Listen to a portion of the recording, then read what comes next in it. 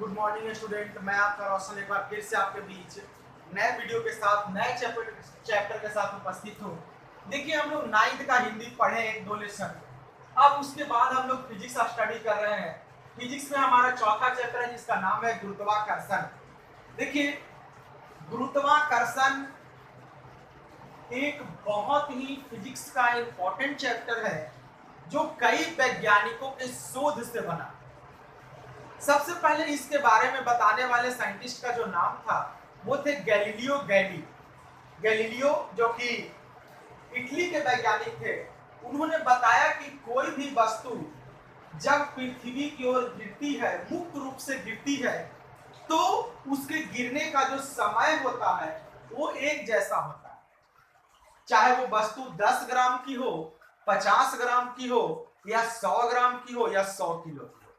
अब आप लोग कहेंगे कि सर ऐसा कैसे, हल्का वस्तु तो धीरे धीरे गिरता है, तेजी से वस्तु बहुत तेज गिर जाता है। आपका सोचना भी सही है, लेकिन मैं वो मुक्त पतन की बात कर रहा हूं यहां पर जिसमें कोई अवरोध ना हो। जैसे अभी आप लोग अगर छत पर से कोई पेज को फेंकेंगे तो वो धीरे धीरे ऐसे झूलते हुए नीचे गिरेगा। वो ऐसा इसलिए हो रहा है क्योंकि हवा है, हमारे बीच माध्यम है। लेकिन अगर माध्यम को हटा देंगे तो दुनिया की सारी वस्तुएं, चाहे वो हल्का हो या भारी हो, एक ही बार गिरेगी। ये आपको पहले पता होना चाहिए, या आप पहले इस पर सोचिए। जैसे सपोज है, मान लीजिए ये वस्तु है, एक कोई डब्बा है बड़ा सा, इसमें अगर कागज के टुकड़ा को हम गिरा देंगे, इस तरह का कोई कागज का टुकड़ा रहेगा, तो वो गिरेगा, लेकिन बड़ा धीरे धीरे ऐसे लुढ़कते हुए आपका कागज का टुकड़ा गिरेगा। इसलिए क्योंकि इसमें क्या भरा हुआ है, हवा। लेकिन अगर इसी हवा को कोई पंप के माध्यम से बाहर निकाल लिया जाए और ये जो बर्तन है वो एकदम बिल्कुल ही खाली हो जाए, तब याद रखिए, अगर एगो कागज होगा, या लोहा का कोई टुकड़ा होगा, या प्लास्टिक का कोई पेन होगा, वो सब एक ही बार में नीचे गिर जाएगा। तो याद रखिए, इसको मुक्त पतन है। जब कोई वस्तु किसी माध्यम के अवरोध के बिना नीचे गिरती है तो उसके गिरने की प्रक्रिया को मुक्त पतन कहा जाता है। जैसे याद रखिएगा हमेशा आप लोग, मुक्त पतन तभी संभव है जब माध्यम न हो।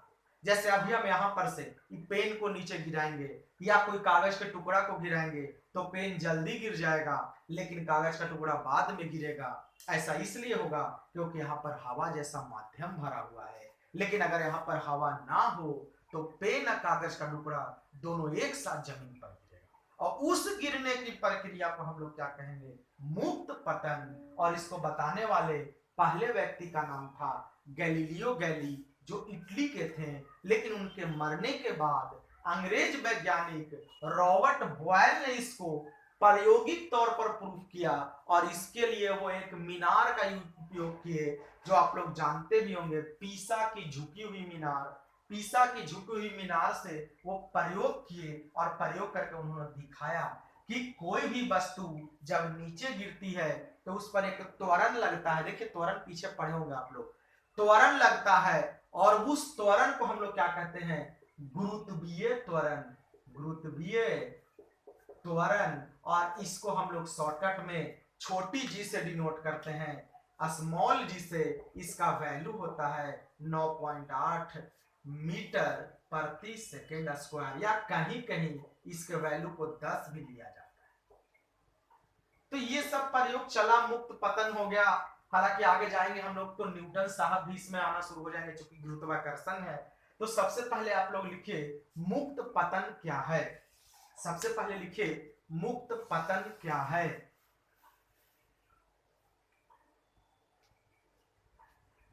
लिखिएगा, किसी माध्यम के प्रतिरोध की अनुपस्थिति में, किसी माध्यम के प्रतिरोध की अनुपस्थिति में वस्तु के गिरने की गति को, वस्तु के गिरने की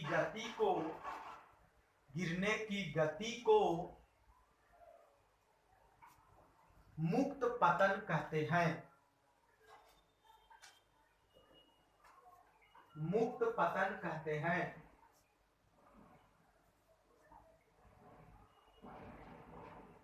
चलिए, अब आप लोग को लगता हो कि सर प्रतिरोध क्या बोल रहे हैं, तो जरा प्रतिरोध समझिए। प्रतिरोध का मतलब होता है रुकावट।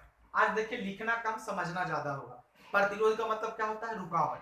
जैसे सपोज दैट, आप जरा ध्यान दीजिएगा, आप अगर साइकिल सड़क पर चलाते हैं तो तेज चलता है क्योंकि सड़क पर हवा है, लेकिन अगर उसी साइकिल को आप भार ठेहुना पानी में चलाइएगा तो साइकिल पर जोर ज्यादा लगाना पड़ेगा आपको और साइकिल जाएगा भी धीरे। ऐसा इसलिए हुआ क्योंकि पानी जो है साइकिल को आगे बढ़ने से रोक रहा है, और वही जो रुकावट है वो आपका प्रतिरोध है। तो याद रखिए, प्रतिरोध का मतलब रुकावट। और यहाँ पर अगर माध्यम का प्रतिरोध नहीं होगा तो सब वस्तु एक के त्वरण से ऊपर से नीचे आएगी। यानी एक हाथी को भी और एक चींटी को भी जब चौथा तल्ला से फेंका जाएगा तो दोनों एक के बरा करके जमीन पर गिरेगा। ऐसा तब हो सकता है जब माध्यम का प्रतिरोध यानी कि हवा ना हो, निर्वात हो, यानी कुछ भी नहीं हो। तब अगर हवा रहेगा, पानी रहेगा तो ऐसा संभव नहीं है। चलिए, अब इसके बाद लिखिएगा गुरुत्वीय त्वरण क्या है। सवाल लिखिएगा गुरुत्वीय त्वरण क्या है।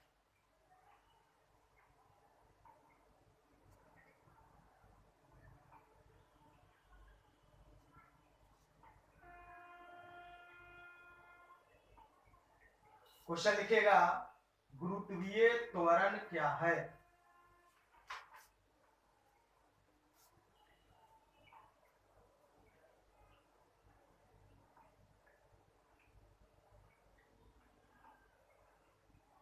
लिखिएगा स्वतंत्र पूर्वक गिरते हुए किसी वस्तु पर, स्वतंत्र पूर्वक गिरते हुए किसी वस्तु पर जो त्वरण लगता है, जो त्वरण लगता है उसे गुरुत्वीय त्वरण कहते हैं। उसे गुरुत्वीय त्वरण कहते हैं। इसे संकेत में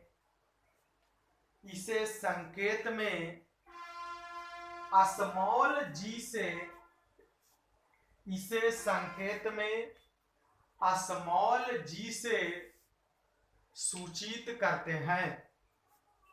इसे संकेत में स्मॉल जी से सूचित करते हैं।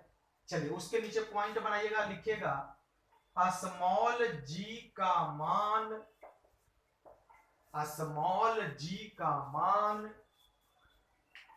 9.8 मीटर प्रति सेकेंड स्क्वायर, 9.8 मीटर प्रति सेकेंड स्क्वायर होता है। चलिए, एक स्टार और लगाइएगा और लिखिएगा स्मॉल जी का दूसरा मान, स्मॉल जी का दूसरा मान 10 मीटर प्रति सेकेंड स्क्वायर, 10 मीटर प्रति सेकेंड स्क्वायर होता है। 10 मीटर प्रति सेकेंड स्क्वायर होता है। तो ये दो वैल्यू है इसका। चलिए, अब ये तो आपका हो गया कि गुरुत्वीय त्वरण क्या है। अब हम लोग समझते हैं गुरुत्वाकर्षण या गुरुत्वाकर्षण बल। तो गुरुत्वाकर्षण बल लिख के डैश लगाइए और आइए अब हम लोग समझते हैं।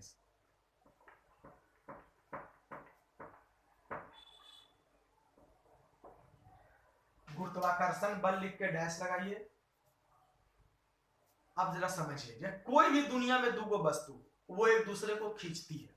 जैसे हर मोटा आदमी एक पतला बच्चा को खींचता है, हर पहाड़ एक छोटे से व्यक्ति को, चट्टानों को अपनी ओर खींचता है, सूर्य पृथ्वी को खींचता है। लेकिन याद रखिए, हम किसी और दूसरे वस्तु को खींचते हैं, दूसरा वस्तु हमको भी खींचना चाहता है, लेकिन हम इसलिए नहीं खींच पाते हैं क्योंकि हम लोग पृथ्वी के ऊपर स्थित हैं और पृथ्वी का गुरुत्वाकर्षण बल इतना अधिक होता है कि उसके सामने हमारा गुरुत्वाकर्षण बल ना के बराबर होता है, शून्य के तुल्य होता है, जिसके कारण वो बल हम लोग अनुभव नहीं कर पाते हैं। दूसरी चीज है कि ठीक है, पृथ्वी सूर्य के चारों ओर घूमती है गुरुत्वाकर्षण बल के कारण, लेकिन ये भी याद रखिएगा सूर्य भी किसी चीज के चारों ओर घूमता है, वो है ब्लैक होल। ब्लैक होल के चारों ओर सूर्य घूमता है, और ब्लैक होल भी है, वो भी घूमते रहता है, वो भी चक्कर काटते रहता है। यानी इस संसार में जितनी भी वस्तुएं हैं सबके ऊपर गुरुत्वाकर्षण बल लगता है, कोई भी पूर्ण रूप से स्वतंत्र नहीं है। और यही गुरुत्वाकर्षण बल का जो संतुलन है वो पूरे संसार को चला रहा है। अगर ये गुरुत्वाकर्षण बल का संतुलन थोड़ा सा भी गड़बड़ा जाएगा तो अस्त व्यस्त हो जाएगी हमारी दुनिया, इसका ध्यान होना चाहिए। तो ये गुरुत्वाकर्षण बल के बारे में सबसे पहले बताने वाले व्यक्ति का नाम न्यूटन था। कौन था? न्यूटन।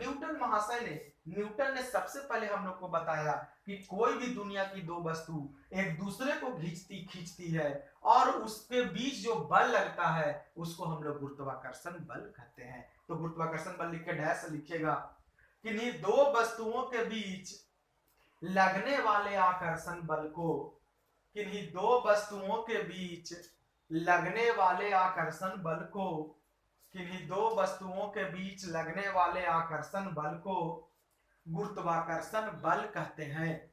किन्हीं दो वस्तुओं के बीच लगने वाले आकर्षण बल को गुरुत्वाकर्षण बल कहते हैं। इसे संकेत में Fg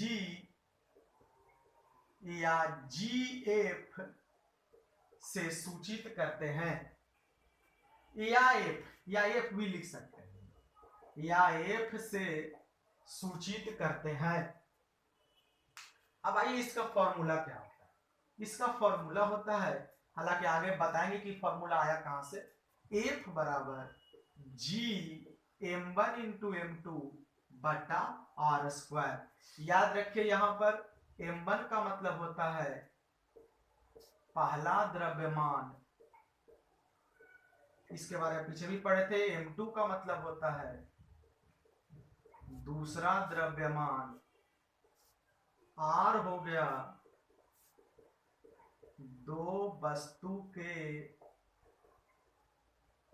बीच की दूरी, और F हो गया हमारा गुरुत्वाकर्षण बल। G को कहते हैं गुरुत्वाकर्षण नियतांक, और इसका वैल्यू देखिएगा। G का मान याद रखिए, इस वैल्यू को निकालने वाले वैज्ञानिक का नाम है हेनरी कैवेंडिश। इसका वैल्यू होता है 6.66 उन्हें 10 के पावर -11 न्यूटन मीटर स्क्वायर प्रति केजी स्क्वायर। इसका एक और वैल्यू होता है 6.7 गुने 10 के पावर -11 न्यूटन मीटर स्क्वायर प्रति केजी स्क्वायर। तो देखिए आज हम लोग इतना पढ़े हैं, नेक्स्ट वीडियो में इससे आगे पढ़ेंगे। कुछ न्यूमेरिकल न्यूटन की कुछ और किस्से और कहानियां होंगी हम लोग के बीच। आप लोग इसका नोट्स बनाइए इतना, फिर नेक्स्ट वीडियो में आप लोग से मैं मिलता हूं।